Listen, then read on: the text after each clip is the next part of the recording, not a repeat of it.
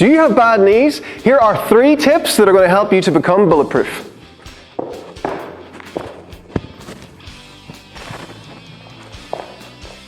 Hi guys, Tom Morrison here.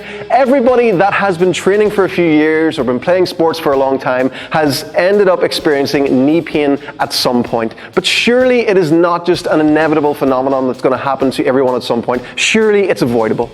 If you're smart about how you look after your knees, you can happily lift and run your face off and happily know that they will never become a problem for you if you have these 3 foundational things in place. Number 1, strong feet. Your feet hold you up all day long. It doesn't make sense to not strengthen them. If you have strong feet, your ankles will have a lot more stability and this will carry up to your knees. This can be the difference between your body being able to absorb impact really well or your knees being rattled around like a golf ball in a biscuit tin. Stability is your body's ability to be able to react to micro movements. The better your base, the better your overall body stability is going to be. A bit of toeability goes such a long way, especially if you don't have the option to train barefoot very often. These exercises are a great way to make up for that. So it's very important that you're able to disassociate the big toe from the little toes. Be able to push the little toes down into the ground while lifting up the big toe by itself. And then vice versa, being able to push the big toe down into the floor while lifting up the little toes by themselves. If you can do that, your feet are pretty okay, but if you find it's really crampy or you're having to roll on the one side of the foot, then you have a lot of work to do. So if you find that you can do this but it's still relatively challenging, make sure to work on it every day. It doesn't take a long time to get the hang of it, and these are little good habits that you can have that you can use every day. When your feet are strong, it has a massive carryover to how the rest of your body feels. It will affect how you walk, how you run, how you lift weights, how much force you're able to produce. And whenever you think about the dexterity of your fingers and like how much different things you're able to do with them, your feet have almost that same capacity. And like I said earlier, you are on them all of the time. You should look after them. Number 2, opening the knee joint fully. Use it or lose it.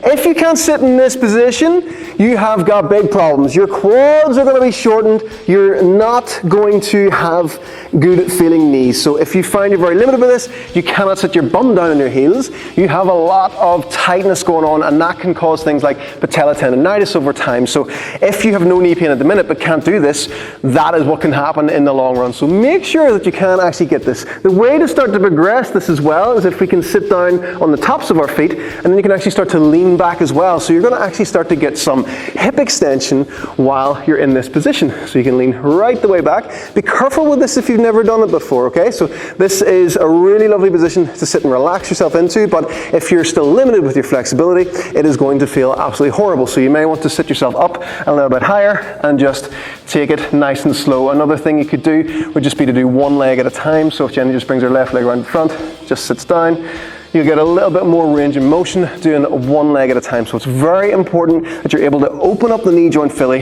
to let it move properly, so that whenever you are doing things like squats, especially that the knee's able to open up freely so that your hips will be loaded when you're squatting rather than the pressure going through the knees. Number 3, balance and multi-directional movement.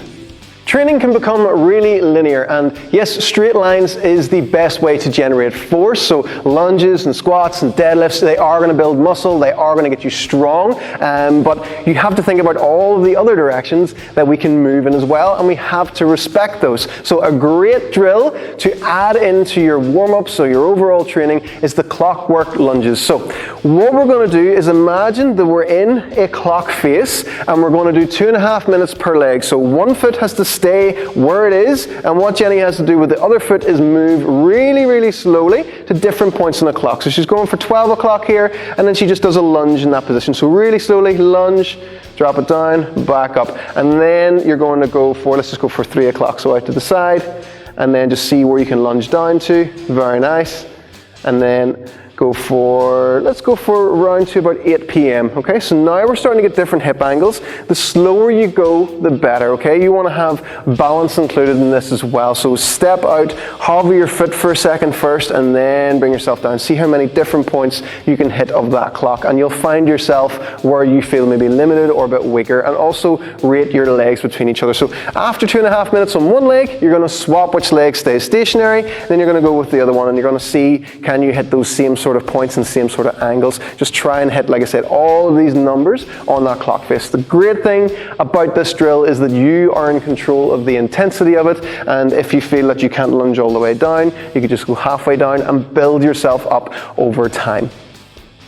Clockwork lunges are not only going to build strength around the knees, but they're also going to build knees that can cope with rapid changes in direction and also being taken unexpectedly out of position. So you're going to have knees that could cope with more advanced training and sport-based training as well. So that could be the difference between you maybe getting a minor injury or a major injury. You will have more wiggle room.